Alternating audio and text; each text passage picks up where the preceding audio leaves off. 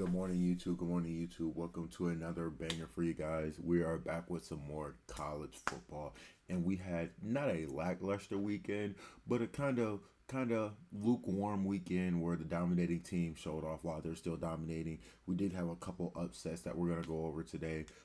Let's just breeze through these dominating games. As you know, Texas A&M they beat Sanford 48-0 off Marcel Reed's 10-15. Ohio State ran through Rutgers. Georgia beat Charlotte. Who else won? You had Alabama go 56-0 against Eastern Illinois. So those are our dominating victories for Texas A&M. Marcel Reed would go 10 for 15 for 120 yards and 3 touchdowns. They also ran the ball 43 times for 250 yards. As you can see, these top contending teams who did dominate would really show off their run game and put in some different packages to kind of mess around with, put new plays on the film, specifically Ohio State, which we'll go over in a little bit. Amani, he ran the ball 9 times for 106 yards, averaging almost 12 yards a carry. He broke 1 3 for 41 yards and really showed off his speed in that game for Texas A&M. You know, Texas A&M, it's never been a question how good they are until last week when they go down 21-28 at halftime, but they would surge back to kind of put themselves in a better position. Next, we'll swing over to this Georgia game. Gunnar Stockton had a decent game. He would go 17 for 21 for 196 yards. Georgia would run the ball 42 times for 192, averaging about 5 yards per carry. And as you see, like I said earlier, the trend here for these dominating teams is to get that run offense going, try new things out, and make sure they're putting more plays on film. Georgia would rotate through their backup quarterbacks, who their backup quarterback would throw 12 total passes for 61 yards. Georgia's defense would force 2 turnovers and held Charlotte to just 169 yards of offense. So Georgia put in some new defensive packages. Nate Frazier, he'd have 12 carries, 54 yards, 2 touchdowns. Gunnar Stockton would throw an INT, but that really wouldn't affect the game too much. We'll slide over to this Alabama game. Alabama would go 56-0 again. They would score 56 points to Eastern Illinois's 0 points. Ty Simpson, he would go 11 for 16 for 147 yards. He threw 2 interceptions. One was at the end of half to try to put a touchdown on the board. Bama was 8-11 on third downs and had 539 total yards of offense. They ran the ball 49 times for 270 yards. So Bama really did find that run game that they've been looking for all season, right? There would be, if I'm not mistaken, they had a running back who had 2 touchdowns, and then another rotation of running backs would score the remaining. All 8 touchdowns that Alabama will score would be rushing touchdowns. So they made an emphasis to run the ball, get that run offense going, and make sure they go into next week understanding what they can and can't do with their running game. Texas, they took their season's frustrations out on Arkansas. They would beat Arkansas 52-37, and I would call this the best worst game that Arch Manning has, right? It was the best game of his collegiate career because you have 400 passing yards, 4 touchdowns, and a rushing touchdown. But despite all this, he was very inefficient. He only completed 18 of his 30 passes. So not a very good completion percentage game, but definitely a good stat game, right? So that kind of boils into, do you want to be efficient or do you want to have those major stat pads? And yes, he was just stat pad in this game, but at the end of the day, you got to do something different right here, right? 18 for 30. That's not going to be any top contending team. And we know Texas isn't a top contending team, but going into the season, they were ranked #1 and had a huge fall off after that first week getting beat by Ohio State. Ohio State, they won a national championship and weren't ranked #1, question mark. But as you see, they're right back on track to get everything done. So let's go over our Ohio State Buckeyes real quick. Ohio State would dominate this Rutgers team 42-9. Julian Sagan did not have to do too much in this game to win. He would go 13 for 19 for 157 and 2 touchdowns. And when I say that teams are putting plays on film for these other teams to kind of prepare for, Ohio State took this and ran with it, right? They had many different plays where I'm like, wait, I haven't seen that all year. I haven't seen this formation all year. And 3 specific plays stood out to me. they had their backup quarterback Kinzall in, and he would come in a shotgun and immediately QB sneak it to the right for about 27 to 30 yards, right? So when you're Michigan and when you're these playoff teams preparing to play Ohio State, you have to come in. You have to come in with a game plan to defend their backup quarterback now running against you guys. Another play that stood out to me is Julian Sayin started off under center with everybody on the line, and then he audibled to three trips on the left and then dropped back into the shotgun prior to the play starting, and they would end up scoring off that touchdown with a pass to the left. So these are different plays where I'm like, all right, Ohio State is gearing up for that national championship run. They're gearing up for that Michigan game next week, which I will be doing a video, a game preview on for that Ohio State Michigan game. So taking these into consideration, I love what Ohio State went in with this game plan to just dominate, really try new things out, and put plays on films to scare the defenses of,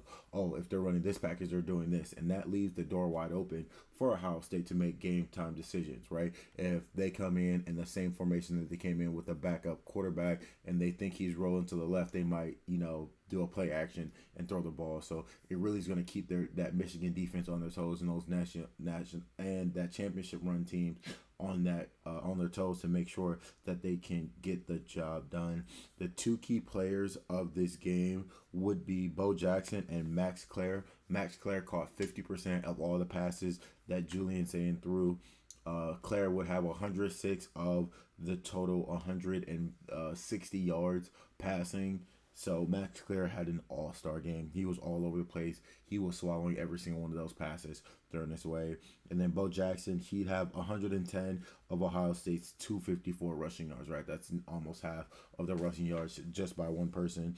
So Bo Jackson averaged almost 7 yards a carry on 38 carries. So he was really being efficient, really getting that job done in Ohio State. There's never been a question about their running game between their two running backs, between Bo Jackson and Peoples, right? They've always been efficient. They've got their different skill sets and they complement each other. So Ohio State really came out and showed why they are slamming the door on these question marks of, are they a national championship contending team, right? And think about it, they did all of this without Jeremiah Smith and Carnell Tate, who were both out resting their injuries for that Michigan game. So now that we got through those dominating wins, let's look at the three most interesting games of the weekend. You had Oregon, Pitt, and Oklahoma. Oregon played USC, and Oregon continues to prove why they are a national contending team, right? Yes, they did lose to Indiana, but that would be their only loss of the season. And Oregon would force USC into some tough situations, right? Oregon would jump out and take the lead early, and USC would not be able to find the run game due to that Oregon lead and their defense. USC would only rush the ball for 52 yards, right? And USC would be below 50% on third downs, right? USC would find some type of offense toward the end of the game, but Oregon just had their foot on their neck the whole entire game. Oregon would end up winning this game 42-27. Dante Moore, he would go 22 for 30, 257 yards, and 2 touchdowns. Dante Moore, he could have had way more than that. Oregon would switch gears to the run game later in the ball game. They would rush for about 180 yards, I believe, in that second half.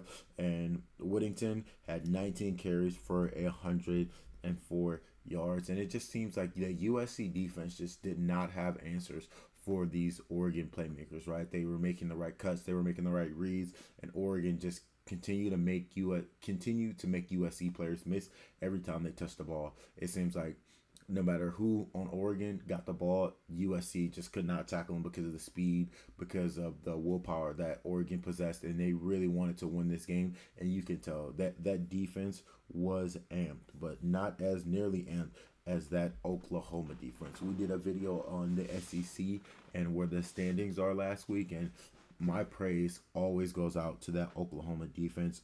This Oklahoma game was very defensive, if I had to say so myself. Oklahoma would score 17 points to Missouri's 6 points. Oklahoma would win the very defensive game, pushing the narrative of them being a playoff team. That Oklahoma defense, that's a national championship team, but the Oklahoma offense is not. Oklahoma offense just could not find a good flow for this game. John Mateer, he'd have 18 carries for 60 yards, but he was not very effective in the passing game. He'd go 14 for 30 with 2 touchdowns, 173 yards. But of those 173 yards, I believe 87 came from one pass. Let's go to the receiving. Yeah, 87 came from one pass to Isaiah Signetti. Signetti. If you take away those 87 yards, John Mateer did not have that stellar game that we were looking for to push them forward to that championship caliber conversation. Missouri would only average 2 yards per carry in this game, while Oklahoma would only average 3. But the biggest difference maker in this game for Oklahoma to be able to win it was Oklahoma forcing Perbula to throw 2 interceptions. Perbula was uncomfortable. Oklahoma sacked him, I want to say 4 times, and that defense was flying to the ball every single game. I was watching this game and I'm like, how many tackles for loss do these guys have, right? So they really understood the assignment the Oklahoma defense did, and they really knew what they needed to do to make that game, to change the trajectory of that game, right? That Oklahoma defense had 8 tackles for loss. Wayne, he had 2 tackles for loss, and that Oklahoma defense just really understood the assignment and really knew what had to be done to win that game. But nobody came more prepared for this weekend than that Pittsburgh team when they played Georgia Tech. In a huge ACC matchup, Pittsburgh would upset Georgia Tech 42-28, led by Pitt's quarterback going 20 for 27 for 226 yards and 2 touchdowns. Jaquan Turner, he would be my performance of the week. He had 21 carries for 201 yards. He averaged nearly 10 yards per carry every time he touched the ball. And with that, Pittsburgh would set themselves up very well to make the ACC championship game and potentially make a bid into the playoffs. Pittsburgh's defense, just like Oklahoma's, they were flying to the ball. They understood what it needed to get the job done, and when Turner running the ball so effectively, that play action would kill Georgia Tech, right? Georgia Tech had no answers whether Pittsburgh was running the ball, whether they were throwing the ball. They just could not understand what needed to be done to get a defensive stop. Pittsburgh would jump into the lead. They would go up 21-0 in that first quarter, and then 28. They would score 28 unanswered points, and then Georgia Tech would get 2 touchdowns prior to going into the half. So Pittsburgh really got the job done this weekend, and I'm excited to see what a rivalry week looks like next week with all the different games scheduled.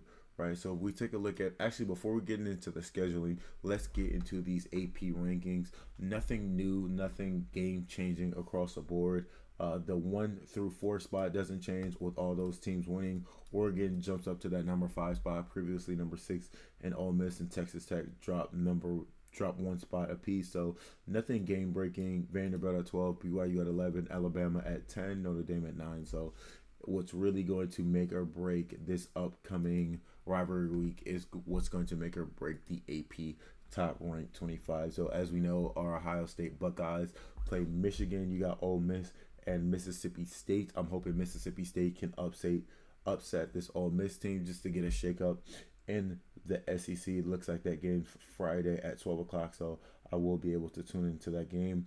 You got Texas A&M and Texas on Friday as well as 7:30, so I'll be able to tune in to both of those games. You got Georgia at Georgia Tech at 3:30, and then Saturday, that big noon game on Fox is going to be Ohio State at Michigan. You got Texas Tech at West Virginia, and that looks like that is going to wrap up the kind of big-time games. You got a big-time game for the Big Ten down here in Oregon and in Washington. Oklahoma against LSU. Let's just make sure that Oklahoma seals the deal. They get the job done against that LSU team.